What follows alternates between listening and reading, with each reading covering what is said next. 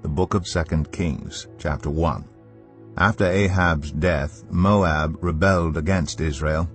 Now Ahaziah had fallen through the lattice of his upper room in Samaria and injured himself. So he sent messengers saying to them, "Go and consult Baal-zebub, the god of Ekron, to see if I will recover from this injury." But the angel of the Lord said to Elijah the Tishbite, "Go up and meet the messengers of the king of Samaria and ask them, Is it because there is no God in Israel that you are going off to consult Baal-zebub, the god of Ekron? Therefore this is what the Lord says, You will not leave the bed you are lying on. You will certainly die." So Elijah went. When the messengers returned to the king, he asked them, "Why have you come back?" "A man came to meet us," they replied, "and he said to us, 'Go back to the king who sent you and tell him, This is what the Lord says. Is it because there is no God in Israel that you are sending messengers to consult Baal-zebub, the god of Ekron? Therefore you will not leave the bed you are lying on.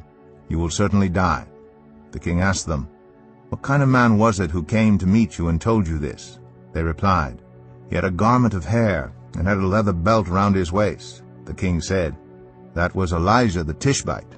Then he sent to Elijah a captain with his company of 50 men.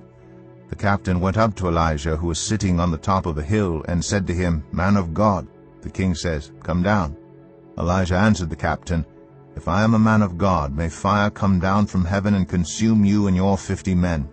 Then fire fell from heaven and consumed the captain and his men. At this the king sent to Elijah another captain with his 50 men. The captain said to him, "Man of God, this is what the king says. Come down at once." "If I am a man of God," Elijah replied, "may fire come down from heaven and consume you and your 50 men. Then the fire of God fell from heaven and consumed him and his 50 men. So the king sent a third captain with his 50 men. This third captain went up and fell on his knees before Elijah. "Man of God," he begged, "please have respect for my life and the lives of these 50 men, your servants. See, fire has fallen from heaven and consumed the first 2 captains and all their men. But now have respect for my life." The angel of the Lord said to Elijah, "Go down with him. Do not be afraid of him." So Elijah got up and went down with him to the king. He told the king, "This is what the Lord says. Is it because there is no God in Israel for you to consult that you have sent messengers to consult Baal-zebub, the god of Ekron? Because you have done this, you will never leave the bed you are lying on. You will certainly die." So he died, according to the word of the Lord that Elijah had spoken. Because Ahaziah had no son, Joram succeeded him as king in the 2nd year of Jehoram, son of Jehoshaphat, king of Judah.